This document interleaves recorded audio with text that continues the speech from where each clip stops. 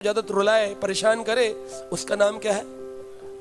माँ बाप को मत बोलना घर जाके अपने कि आप रावण आप मुझे रुलाते बहुत। माँ बाप को तो आपको शिक्षा देने के लिए समझाते हैं, लेकिन जो व्यक्ति आपको ज्यादा कष्ट दे और रुलाए, आपकी आंखों से आंसू निकाल दे, समझ लो वो कौन है? रावण ने जब मंदोदरी रोई तो उसने ये कहा, आज अपने नाम को तुमने प्रत्यक्ष कर लिया, कथम त्रिलोक्यम आक्रम्यम, तुमने अपने त्रिलोक में जो नाम प्रतिष्ठित किया था, आज सच में तुम रावण हो, क्योंकि मेरी आंखों से आंसू आ रहे हैं, मुझे रुला रहे हो, इसीलिए तुम रावण बने हो। तुमने ऐसा काम किया, अगर तुम मेरी बात मान लेते अपनी पत्नी की तो आज मुझे ये नहीं देखना पड़ता, आज मैं विधवा नहीं होती हूँ। सारी रानियां थी रावण की, कई सारी रानियां थी, सब दौड़ के, लेकिन प्रमुख रूप से मंदोदरी दौड़ करके आई। राम जी ने कहा, विभीषण अब जाओ, जाकर के इसका अंतिम संस्कार करो। तो विभीषण कहते, देखो प्रभु, मैं मानता हूं कि मैं जो हूं भाई हूं, लेकिन इसके कुकर्म इतने थे ना, मैं इसका अंतिम संस्कार नहीं करना चाहता हूं। क्यों अपने हाथ गंदे करूं? मैं नहीं करूंगा। तो वाल्मीकि जी के लिखते हैं, मरणांतनी वैराणी निर्वत्तम ना प्रयोजनम क्रियत्माशय संस्कारो मपेशः यथा तव। भगवान राम ने क्या कहा? मरणतानी वैराणी, जब तो कोई मरा ना हो तब तक वैर होता है। जब तक रावण जिंदा था, इसलिए कहते जब तक जिंदा तब तक निंदा। तारीफ आपकी कब होगी? ग्लोरिफिकेशन, जिस दिन आपकी प्राण निकल जाए। तो कोई भक्त दुखी होगी, लोग मेरी तारीफ नहीं करते, चिंता मत करो, कुछ दिन और रुक जाओ, फिर तारीफ होगी, फोटो लगा कर आपकी। मरणतानी वैराणी, मरने तक वैर होता है, मरने के बाद सारी दुनिया, गंदे से गंदे लोग भी जो होंगे ना, वो भी आपके लिए 4 लाइनें लिखेंगे, बड़ा दुख हुआ सुन करके, हो ये सब लिखेंगे, ग्लोरिफिकेशन, एप्रिसिएशन सब मिलेगा आपको। जब तक जिंदा तब तक निंदा।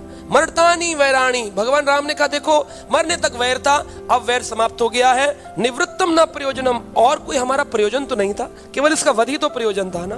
क्रियतम मासयम संस्कारो, इसलिए तुम इसके संस्कार अंतिम करो। मामेशम यथा वह, ये तुम्हारा भाई था, एक ही उदर से तुम उत्पन्न हुए हो, फिर तुम ऐसा कैसे कर सकते हो? जाओ अपना कर्तव्य निभाओ, अपने कर्तव्य को पूर्ण करो। विभीषण ने प्रणाम करके अंतिम संस्कार की तैयारी करी, और उधर राम ने लक्ष्मण को कहा, लक्ष्मण जाकर के रावण से अंतिम जो इसका प्राण बचे हैं, अभी निकलने वाले थे, जब तक जाकर के इससे उपदेश पाओ। कुछ टीकाकारों ने इस प्रकार वर्णन किया है कि तुरंत ही रावण का वध नहीं हुआ, रावण के तीर लगा है, सबको मालूम है कि मरने वाला है, लेकिन उसके प्राण बाकी थे, कुछ अंश।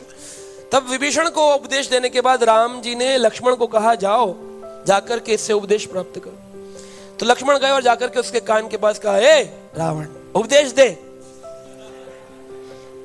और वापिस आकर राम जी ने कहा, क्या उपदेश दिया? कहा, कुछ नहीं दिया, चुपचाप पड़ा रहा। अब क्या बोलेगा? प्रभु बोलने लायक आपने छोड़ा इसको? तो राम जी बोले, देखो तुमने क्या किया, क्या तुमने चरणों पर प्रणाम करके उनसे प्रश्न किया? अरे प्रणाम, मेरा गुरु थोड़ी है जो मैं प्रणाम करूं उसको। ऐसे कई बार लोग बोलते हैं ना, और दूसरे ग्रुप का उसको क्या को प्रणाम करूं, मेरा गुरु थोड़ी है, अपने ग्रुप वाले को करेंगे प्रणाम। ऐसी मंशाएं रहती हैं, या फिर मेरे दीक्षा गुरु नहीं है, उनके दीक्षा गुरु, ये सब चलता रहता है। लेकिन राम जी क्या शिक्षा दे रहे हैं? राम जी ने कहा, नहीं नहीं, देखो रावण जो भी था, विशर्वा ऋषि का पुत्र है, तो पुत्र होने के नाते उसका सम्मान तो करना चाहिए। और इतना बड़ा उसने लंका का राज्य बनाया, इतने देवताओं पर राज्य किया। अगर मैं ना आता तो सारे देवता बंद पड़े थे, उसकी जेल में सब रो रहे थे, हाथ जोड़ रहे थे, कोई उससे लड़ पा रहा था? इतने वीर व्यक्ति का आप अपमान करेंगे? जाइए लक्ष्मण, जाकर जाओ, मैं चलता हूँ। राम जी फिर स्वयं गए, पैरों के पास खड़े होकर के प्रणाम किया और कहा, हे वीर रावण, आप कुछ अंतिम उपदेश कहना चाहते हैं? रावण ने कहा, प्रभु मैं अंतिम उपदेश क्या कह सकता हूं, आप तो सब कुछ जानने वाले अंतर्यामी परमात्मा, आपके पास ऐसा कौन सा ज्ञान है जो आपके पास ना? आप सर्ववेता हैं, सर्वज्ञाता हैं, और आप मुझसे पूछ रहे हैं। चलिए फिर भी मैं अपने अनुभव से कुछ बताता हूं। कहा, 2 प्रकार के कर्तव्य होते हैं, एक होता है नीति और एक होती है अनीति। नीति पर चलकर व्यक्ति को संसार में सुख, समृद्धि, यश प्राप्ति होती है, परंतु जब व्यक्ति मरता है उसके बाद उसका गुणानुवाद किया जाता है, उसके गुण गाए जाते हैं, उस पर किताबें लिखी जाती हैं, उसकी मूर्ति लगाई जाती हैं। लेकिन अगर अनीति पे चलता है तो मैं आपके सामने उसका प्रतिबिंब सामने उदाहरण हूं। मैंने अनीति पर चलकर कार्य किए, इस कारण से मेरी ये दशा हुई। मैं जान गया हूं अनीति कभी किसी को सुख नहीं दे सकती है। और राम तुम तो हमेशा ही नीति पर चलते हो, तुम तो नीतिवाचक हो, नीति पर चलने वाले हो, नीति बोलने वाले हो। कृपया करके इस उपदेश का सदुपयोग करना और कभी अपनी नीति से विहीन नहीं होना। इस प्रकार कहकर के लक्ष्मण ने कहा तुमको किसने मारा, तुमको मालूम है? तो लक्ष्मण चाहते थे ये बोले कि राम ने मुझे मारा, तो उन्होंने कहा मैं जानता हूं मुझको मैंने मारा। तो सब लोग संशित हो गए, बोले अरे रावण को खुद रावण ने थोड़ी मारा है, रावण को तो राम ने मारा है। तो रावण हंसकर कहता है नहीं नहीं, तुम नहीं समझे लक्ष्मण, मुझको मैंने मारा, मैं यानी मैंने मारा, मेरे अहंकार ने मुझे मारा, है ना।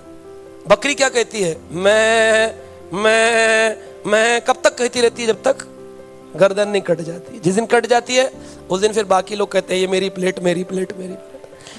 लेकिन जब तक वो प्लेट में नहीं जाती है तब तक क्या कहती रहती है? मैं। इस तरह कई सारे संसार में लोग हैं, हर चीज की उपलब्धि को खुद अपना मैं करते। तो रावण ने क्या कहा? मुझको मैंने मारा। इस प्रकार कहकर रावण जो है शांत हो गया। और रावण के शांत हो जाने पर सभी लोग, सीता जी, राम जी और लक्ष्मण जी, वापस विभीषण को लंका का राजा बना करके पुनः लंका से अयोध्या की ओर अनुगमन कर दिए। इस प्रकार हनुमान जी ने एक शिक्षा और अंत में आती है। जब सीता जी को बुलाया तो हनुमान जी ने कहा कि सीता को कहना कि वह 10 महीने से अपने एक गंदे से वस्त्रों में है, वह अपने वस्त्र बदले और उपभोग करे लंकापति विभीषण की जो घर में कक्ष में जितना भी सामान है उसको। तो भगवान ने केवल विभीषण को स्वीकार नहीं किया, विभीषण से कहा, हनुमान को कहा सीता को कहना कि विभीषण के कक्ष में लंका में जितना भी सामान है वह सब भी स्वीकार करें। तो रानी बन करके आए। तो एक पालकी बनाई गई, उसमें सीता जी को स्नान करने के लिए कहा गया और उनको रानी का वेश देकर के, हम लोग देखते क्या है, ज्यादातर दिखाते हैं कि वह वैसे ही जैसे थी दौड़ी चली आई। लेकिन स्त्री को अपने पति के सामने जब भी जाए तो श्रृंगार करके जाना चाहिए। किसके लिए करना चाहिए? भगवान के लिए या पति के लिए। इसीलिए पुराने जमाने में जब पति चले जाते थे और पत्नी या तो सती होती थी या तो विधवा होने के बाद वह कोई रंग नहीं पहनती थी, कोई श्रृंगार नहीं करती थी। आजकल तो अलग बात है, ना तो वो सती होती है ना ही वो श्रृंगार छोड़ती है, वो कहती है मैं पति चेंज कर लूँ, क्या चेंज है। तो आज का जमाना अलग हो गया। लेकिन पहले जमाने में बड़े संवेदनशील लोग थे, वो ऐसा नहीं करते थे, वो सभी नियमों का पालन करते थे। तो उन्होंने कहा भी तुम्हारे पति हैं, तुम्हें राम के सामने जाना है तो तुम श्रृंगार करो। भगवान के सामने जब भी आए श्रृंगार करके आए, ऐसे नहीं नहा धो के कंधे से बन करके आ जाए। कई लोग तो बिना नहाए धोए आते हैं, मॉर्निंग वॉक पे निकलते तो आ जाते हैं, कह रहे थोड़ा राम जी को मिल आएंगे, है ना, कृष्ण को हाँ हेलो के आएंगे सुबह सुबह। लेकिन वो तरीका ठीक नहीं। हमेशा भगवान से मिलने जब भी आओ नहा धो के आना चाहिए। इंद्र जब आया था भगवान से मिलने के लिए तो इतनी वर्षा कर दी थी, तो उसने संवर्तक को बोला क्या हुआ ब्रजवासियों का बुरा हाल? अरे नहीं बुरा हाल नहीं हुआ, मस्त 7 दिन का सप्ताह चल रहा है, आनंद मंगन चल रहे हैं, एक भी व्यक्ति रो नहीं रहा है। कर अच्छा मैं भी दर्शन करना चाहता हूँ।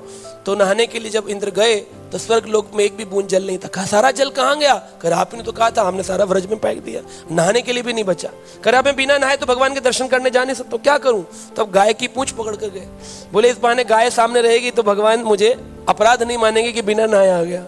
यानी संस्कार के बारे में भगवत सीता जी ने पालन किया है, इंद्र ने पालन किया, और यहाँ पर कई लोग मॉर्निंग वॉक करते ही चले आते। तो हमको लोगों को पहले तो ये सिखाना चाहिए भाई मंदिर नहा धो कर आओ। एक लोग तो मुझे बता रहे थे, बोले हमारे यहाँ नियम है, इस्कॉन की बात बता रहा हूँ, मैं जगह नहीं बताऊंगा, एक सेंटर है वहां पे लोग मुझे बता रहे थे, बोले हमारे यहाँ नियम है नहाओ ना नहाओ मंगल आरती पहुंचना है।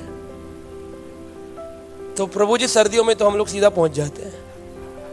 तो मैंने कहा ये तो अद्भुत बात आपने बताई, मुझे पहली बार पता चला। कह रहे फिर हम लोग 16 माला कर लेते हैं, फिर आके नहाना धोना करते थे अपना।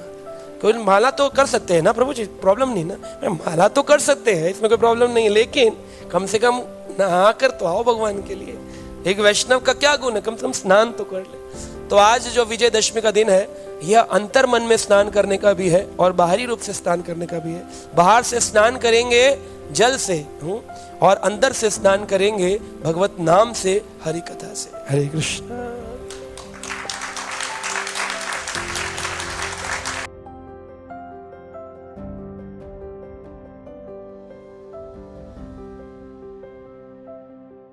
Subscribe now and press the bell icon.